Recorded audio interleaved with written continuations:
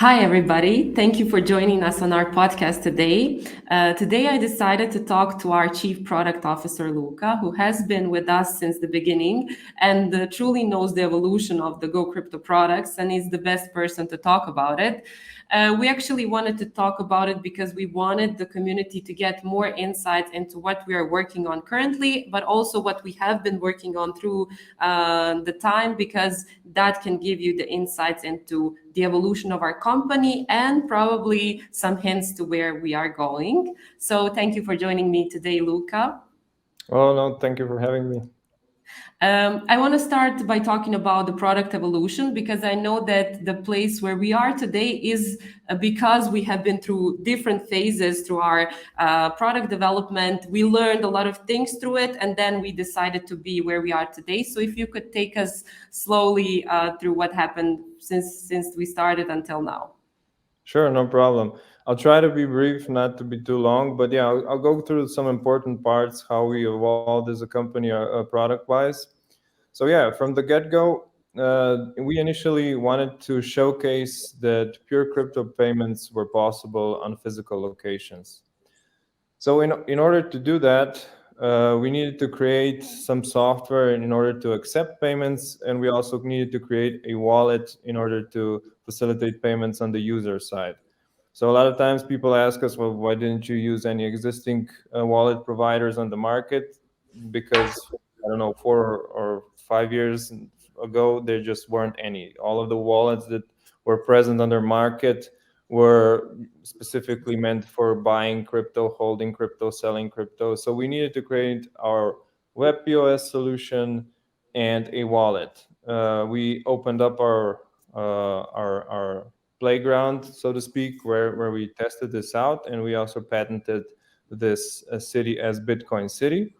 We distributed these web POSs to all of the merchants there. We gained a pretty large user base for the wallet here in Slovenia, and then we just started learning and doing things with crypto payments. Soon we saw that cashier integrations were a big part of it. So not everybody wanted to use a web solution on their point of sale. So we started with cashier integrations. We also integrated our payment solution into selfless checkouts. And a large retailer here in Slovenia that's still alive and well today. And when we done that, we looked, okay, how can we initiate the spread? Because at the time we were really spreading by brute force, so to speak, by sales teams going to each location. So we soon saw the need for a online onboarding system. So we created our platform for online onboarding that we still use today for all our products. So we could initiate a faster onboarding for merchants without the need of a sales team always present. Mhm. At that point, we kind of saw, okay, what else do we need? The merchant needs documents for accounting. The merchant needs to see the transactions. And soon we saw we need a dashboard. We need a dashboard for the merchant. And that was the kind of the point where we created our first dashboard. It was pretty basic, but along the years, we have upgraded it quite a bit, and it's still in use today. So it doesn't matter which solution people take from us; the merchant always gets an dashboard manager. So when we kind of had all of that covered, we said, okay, the next thing that we need to attack is e-commerce. So we made our first plugins for all the major stores for e-commerce. The first one was pretty basic. It just had some wallets that you could pay with, and now we support practically more wallets. We support currency-based payments and other payment solutions as well. And from there on out, we started thinking, how can we try to enforce adoption? And the idea was actually our first value-added service that was the exchange POS, as we call it. So this is actually the first time that we encountered a POS. Started working with POS terminals, and we created a value-added service that gives a merchant a value-added service for selling and buying crypto for his clients, and then he gets a portion of the fee. Once we done that, we started looking broader into a more holistic solutions. So the next milestone was actually creating a holistic POS software and a holistic e-commerce software. So that's kind of our two flagship products now. And Okay. along, yeah, sure, go ahead. And what was the reason we wanted to do it holistic? Yeah, we kind of get that question a lot from people who, aren't you go crypto? Why are you holistic? Well, there are a couple of reasons for that. One is we're firm believers of providing freedom of choice. So we want to give the merchant and his clients as many payment options as possible. So cards, crypto, digital payments, open banking, buy now, pay later. With each payment solution that we give him, he broadens kind of the specter of clients that he can receive. And Mhm. also, going holistic is an important part for crypto because, mind you, if we give a purely crypto solution to a merchant in a developed market where the volume of crypto transaction isn't huge, sooner or later we will encounter problems because if it's an app on his phone, if it's a web-based solution, if he doesn't use it on a day-to-day basis, even when people come and want to pay with crypto, he will be like, oh, I don't know how this works, can you pay with cash, can you pay with card, and get these issues. How we developed it now, it's all integrated into a same user experience practically as any other payment solution. So whenever someone comes, do you have crypto? Oh, it's just a button here on my POS. Yes, I guess I have it, and it's done. And it's simple to use. So yeah, that was quite important. And yeah, the freedom of choice kind of expands even broader than just that. Freedom of choice, merchants can at any point decide to go fully crypto. They can say, I will just accept crypto payments and get settled in stable coins. And he can skip all of the traditional intermediates if he wants to do so.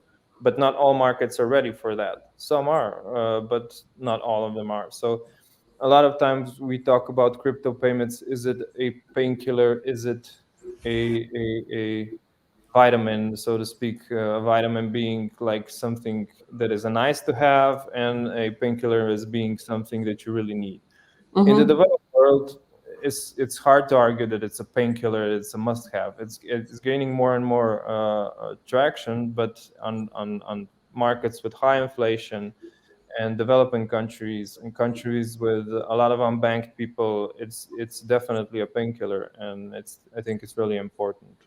But Yeah. if we talk about our holistic POS and the everything that you said now about crypto payments and the thing that we're trying to resolve, I think that most of our community, when we talk about a holistic POS, okay, I understand it from the merchant side, but from the payment side, they're then thinking that maybe it's not pushing crypto payments far enough because somebody can see, okay, but I also have regular payments on this Mhm. POS. So, and just to revert back to what we started with, a wallet that was ours, where we had to push crypto adoption as well as crypto payments. Do you believe that our product is pushing crypto payments enough to merchants, not only to final users, because now we're expanding the base and we're offering more? So is it by offering more actually, does it offering more imply them having more options, or actually understanding that crypto is a part of everything and that it should be looked as a traditional payment method? Yeah, I mean, putting them side by side with other payment solutions like cards, it's a really important step because we're saying, hey, we're here and we're just as good of a solution, if not better in a lot of cases, as other payment options. But as far as adoption is concerned, we're really trying to do our part, but it takes a village. We can't push adoption on our own. We need wallets, we need governments, we need cities like we're doing to show really the people what's it all about? What are the real benefits of crypto payments? And yeah, I think it's really happening in the last few years. It's really gaining tractions. The user base is inclining each year, and in my opinion, if the user base and the amount of people that hold crypto is really rising throughout the years, it only makes sense if you're holding crypto that you have a pure crypto payment solution. So you Mm-hmm. have wallets or wallet providers that have cards with them. I think that's a good intermediate stage. You have crypto and then you kind of liquidate it with your card. It's good. I'm fine with that, but that's an intermediate stage. That's not the final point where we are going. So yeah, it's a welcome stage, but I think that pure crypto payments need to be a part of that. Yeah. Okay, and when we look at the current industry, the payment industry, and all the changes happening there, how would you say that our product has adapted to those changes? We're always looking at the merchant and the end users to keep them safe. So the merchant is never exposed to any volatility risk. We also have a big team here, legal team department here that is always concerned so that everything is fully compliant, that everything is fully regulated. So we're constantly working with central banks and regulators so that everything is as it should be. Yeah. And do you think that the payment industry is now due for a big change? Yeah, it's a good question. So we can look at it through the lens of history, right? Human nature doesn't really change, and history repeats itself, right? Payment cards were invented because of convenience. So, in order to solve the problem of carrying large amounts of cash. But this technology in the last couple of decades hasn't really changed so much. Uh, Thanks to the agile, decentralized structure of blockchain technology, this increases the pace of payment processing with real-time verification of transactions without the need of intermediaries. So, to put it plainly, transfer of funds anywhere in the world shouldn't take a few days. It shouldn't be expensive.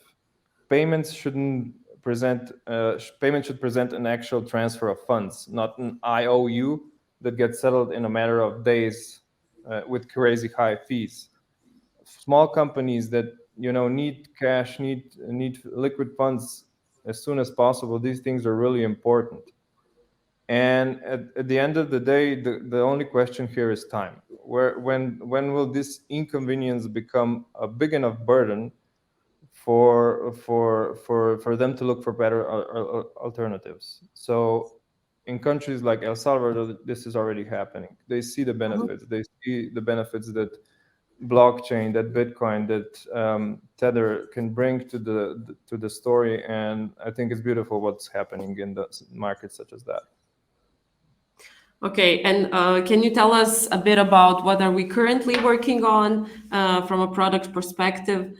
Yeah, that's the we're quite busy. There's a lot of stuff happening right now. We have decentralized payments. We're working on decentralized payments, Web3 commerce.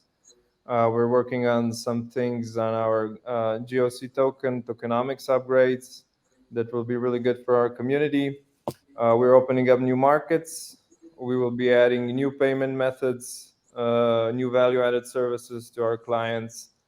And yeah, throughout the years, we really nailed how to do payments, and we're looking right now. We know that we could do payments well, and I think we can do a lot for remittance as well. So let me just leave it at that. And yeah, a lot of exciting stuff coming up.